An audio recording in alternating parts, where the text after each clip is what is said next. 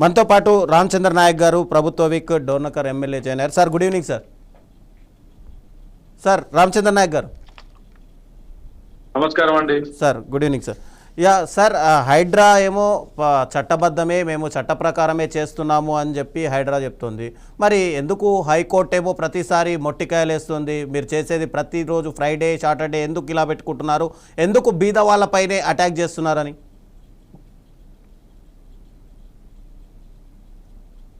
ముందుగా 99 ప్రేక్షకులకు అదేవిధంగా కో పార్టిసిపెంట్ అందరికి నమస్కారం.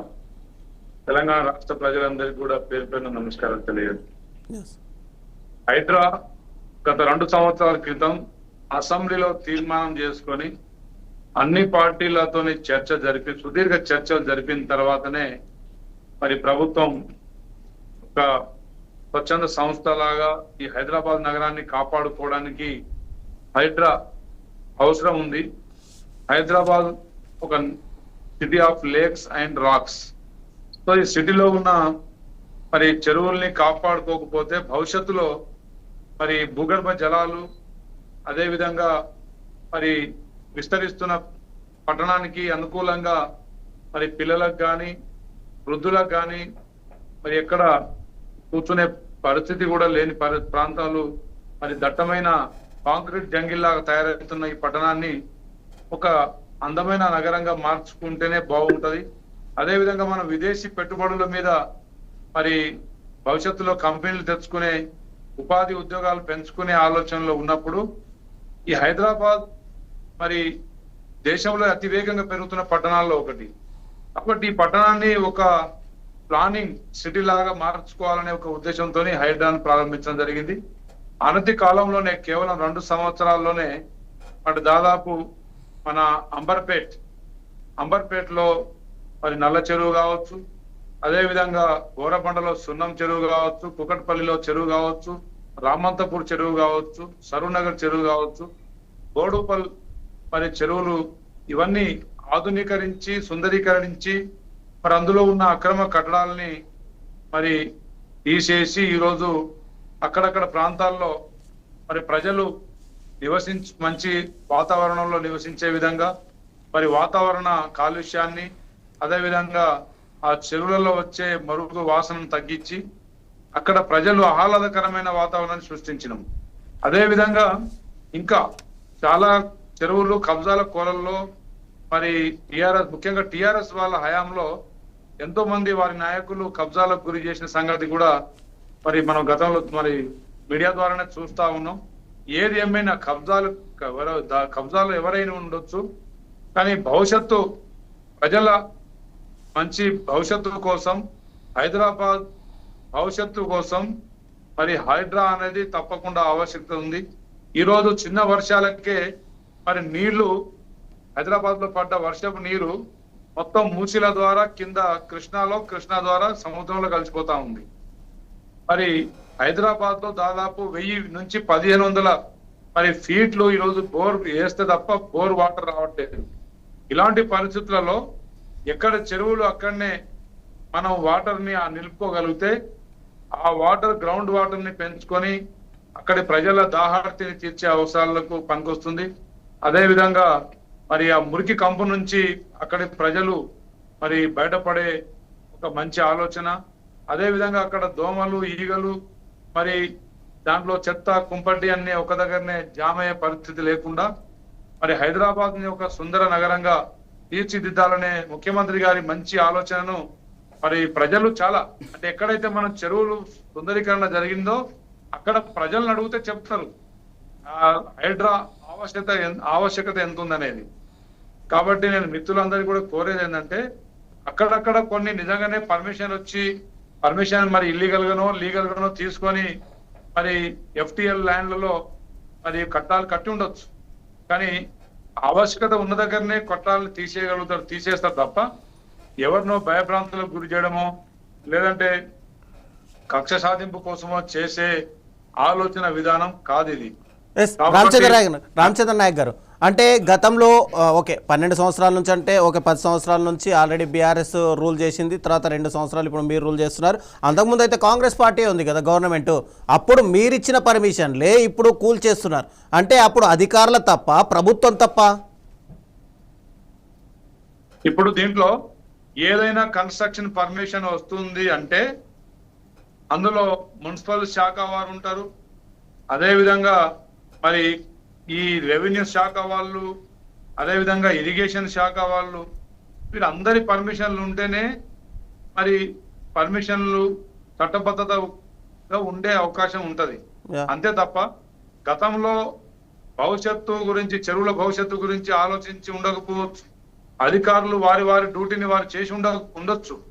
కానీ ఫిజికల్ గా చూస్తే చెరువులన్నీ కబ్జాలకు గురి అయినాయా లేదా? ఇప్పుడు సరూర్ నగర్ చెరువు అండి, 90లో కానీ 2005 వరకు, 2010 వరకు చూసినా కానీ సరూర్ నగర్ చెరువు చుట్టూ విశాలమైన ప్రదేశం కనబడేది. ఈ రోజు సరూర్ నగర్ చెరువు చూస్తే 50 ఎకరాల కంటే ఎక్కువ విస్తీర్ణత కనబడే పరిస్థితి లేదు. అలాంటి చెరువులు ఎన్నో అన్యాక్రాంతమైనవి. సో ఏదైనా జలాశయాల్ని పునరుద్ధరించుకోవడం ఈ హైదరాబాద్ ప్రజలకు చాలా ఆవశ్యకత ఉంది. ఇప్పటికే భూగర్భ జలాలు మరి అడుగంటినాయి. అదే విధంగా ఉస్మాన్ సాగర్, అదేవిధంగా హిమాయత్ సాగర్ చుట్టూతా మరి 111 జీవో కూడా ఎత్తివేసే కుట్ర కూడా టిఆర్ఎస్ ప్రభుత్వంలో హయాంలో చేసిండ్రు. సో రేపు భవిష్యత్తులో ఉస్మాన్ సాగర్, హిమాయత్ సాగర్ చుట్టూతా కూడా కన్స్ట్రక్షన్ వచ్చే పరిస్థితి ఉంది. భవిష్యత్తులో వాటిని కూడా తాగడానికి ఆ నీటిని వినియోగించుకునే పరిస్థితి ఉండకపోవచ్చు. అటు సింగూర్ డ్యామ్ నుంచి కూడా నీళ్లు సరిపోయే పరిస్థితి ఉంది. ఎంత కృష్ణా జలాలు తరలించుకున్నా హైదరాబాద్ లో వర్షపు నీటిని కాపాడుకునే అవసరం ఉంది. అదే విధంగా మరి మరి కట్టడాలని కూడా తొలగించుకుంటే తప్ప మరి ప్రజల దాహార్తి కావచ్చు, అక్కడ సౌకర్యాలని పెంచుకోవడం కావచ్చు, అదే విధంగా హైదరాబాద్ ని ఒక గ్లోబల్ సిటీగా మార్చుకునే వెసులుబాటు ఉండదు. కాబట్టి దీన్ని రాజకీయంగా దీన్ని కోణంలో ఆలోచించకుండా రాజకీయాలకు అతీతంగా, పార్టీలకు అతీతంగా దీన్ని స్వాగతించాల్సిన అవసరం ఉందని మరి ఆ రోజు ముఖ్యమంత్రి గారు అసెంబ్లీ సాక్షిగా మరి అన్ని పార్టీల నాయకులకు ఉద్దేశించి మరి సుదీర్ఘంగా 2.5 గంటలు మరి రాష్ట్ర ప్రజలకు కూడా వివరించి చెప్పడం జరిగింది.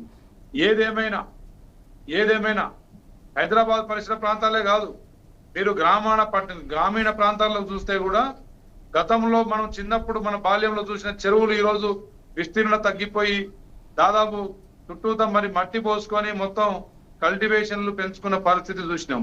అదే విధంగా ఉన్న చెరువుల్ని రియల్ ఎస్టేట్ మన వ్యాపారులు చెరువుల్ని కూడా మట్టితో పూర్తి చేసి ప్లాట్లు చేసి అమ్ముకున్న పరిస్థితి చూస్తున్నాం. ఏదేమైనా ఆనాడు దాహార్తిని తీర్చడానికి మరి కాకతీయులు కావచ్చు, ఆ తర్వాత నిజాం సర్కారు వారు కావచ్చు, తర్వాత రాష్ట్ర ప్రభుత్వాలు కావచ్చు, ఏదేమైనా ఇప్పటికైనా కళ్ళు తెరిచి మరి రాష్ట్ర ప్రజల మరి భవిష్యత్తు దృష్టి పెట్టుకొని ఈ హైడ్రాలు ఏదన్నా లోటుపాట్లు ఉంటే తప్పకుండా చర్చించాం. అదేవిధంగా లోటుపాట్లు ఏమైనా ఉంటే మీరు సూచనలు ఇవ్వండి. కానీ హైడ్రాను తిరస్కరించడం మాత్రం అది సబబు కాదు. అదేవిధంగా దాన్ని సమర్థించాల్సిన బాధ్యత మన అందరి మీద ఉంటుందని చెప్పి తెలియజేస్తుంది. ఎస్ రామచంద్ర నాయక్ గారు, ఇందాక మీరు మాట్లాడుతూ గతంలో అధికారులు అయితే పర్మిషన్లు ఇచ్చారు, ఎందుకంటే ఫ్యూచర్లో వాళ్ళకు ఇలా అభివృద్ధి జరుగుతుందని తెలియదు కాబట్టి ఇప్పుడు వచ్చిన అధికారులకు ఆల్రెడీ తీసేస్తున్నారు. ఓకే, మరి ఇప్పుడు ఉన్న అధికారులకైనా మీరు అటు రాబోయే ప్రభుత్వాలు కానీ లేదంటే ప్రతిపక్షాలను కూర్చోబెట్టుకొని దాదాపు ఇప్పుడు 500 మీటర్ల వరకు బఫర్ జోన్ ఉంది, ఎఫ్టీఎల్ ఉంది, దాంట్లో నిర్మాణాలు చేపట్టొద్దు, మేము కూల్చేస్తున్నారు. Okay fine. రాబోయే రోజుల్లో 5-6 కిలోమీటర్ల వరకు బఫర్ జోనే ఉంటుంది, ఇక మీరెవరు నిర్మించుకోవద్దు, ఇక ఫ్యూచర్లో మళ్ళొచ్చే అధికారులు కూడా ఇప్పుడు అధికారులు పర్మిషన్ ఇస్తారు, మళ్ళొచ్చే ఫ్యూచర్లో అభివృద్ధి కోసం మళ్ళీ అధికారులు కూల్చేస్తారు అని చెప్పి ఒక జీవోలు తేవచ్చు కదా ప్రభుత్వాలు. తప్పకుండా ప్రభుత్వం దృష్టిలో కూడా ఆ రోజు అసెంబ్లీలో చర్చలు చేసినప్పుడు చాలా మంది మేధావులు, సీనియర్ నాయకులు, అక్బరుద్దీన్ ఓవైసీ కావచ్చు, అటు హరీష్ రావు గారు కావచ్చు, ఇటు మన కునమనేని సాంబశివరావు గారు కావచ్చు, అన్ని పార్టీల నాయకులు దాని మీద సుదీర్ఘ సూచనలు కూడా ఇవ్వడం జరిగింది. ఇది ఒక హైడ్రా అంటే ఏదో పోలీస్ వ్యవస్థ ఒకటే కాదు, ఇరిగేషన్ శాఖ, రెవెన్యూ శాఖ, అదేవిధంగా రిజిస్ట్రేషన్ శాఖ, మున్సిపల్ జిహెచ్ఎంసీ శాఖ, ఈ 4 శాఖల సమన్వయంతోనే ఈ హైడ్రాని ఒక విధి విధానాలు రూపొందించాలి. అదేవిధంగా ఇప్పుడు ప్రస్తుతం ఉన్న అక్రమ కట్టడాలని తొలగిస్తూనే భవిష్యత్తులో కూడా కొన్ని రూల్స్ రెగ్యులేషన్స్ కూడా ఫామ్ చేయాలని చెప్పేసి ఆ రోజు ముఖ్యమంత్రి గారు అందరికి సూచనలు చేయడం జరిగింది. తప్పకుండా దాన్ని ఆచరణలో కూడా పెట్టాల్సిన బాధ్యత ప్రభుత్వం తీసుకుంటా ఉంది. తప్పకుండా భవిష్యత్తులో ఇప్పుడు ఏదైతే అవుట్స్కట్స్ లో ఉన్న చెరువులు ఉన్నాయి చూడండి, అక్కడ ఎలాంటి నిర్మాణాలు ఇంకా జరగలేదు. ఓన్లీ విత్ ఇన్ ది మన ఔటర్ రింగ్ రోడ్ కి లోపల వైపు ఉన్న చెరువులు మాత్రమే. ఇప్పుడు తెల్లాపూర్ చూడండి, తెల్లాపూర్ చెరువు కూడా మొత్తం కబ్జా గురవుతుందండి. అంటే కాదు తెల్లాపూర్ మొన్నటి దాకా రామచంద్ర నాయక్ గారు మీకు క్వశ్చన్ మళ్ళీ రిపీట్ చేస్తున్నా.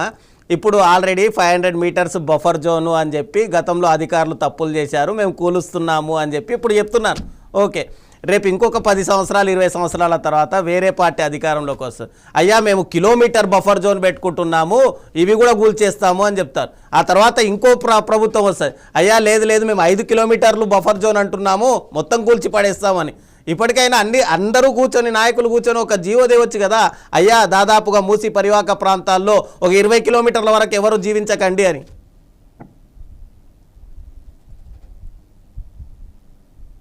ఎస్, తప్పకుండా ప్రభుత్వం దాని మీద కసరత్తు జరుపుతా ఉంది. తప్పకుండా దానికి ఒక లిమిట్, మీరు అన్నట్టు ఒక జీవో క్యాబినెట్ లో కానీ లేకపోతే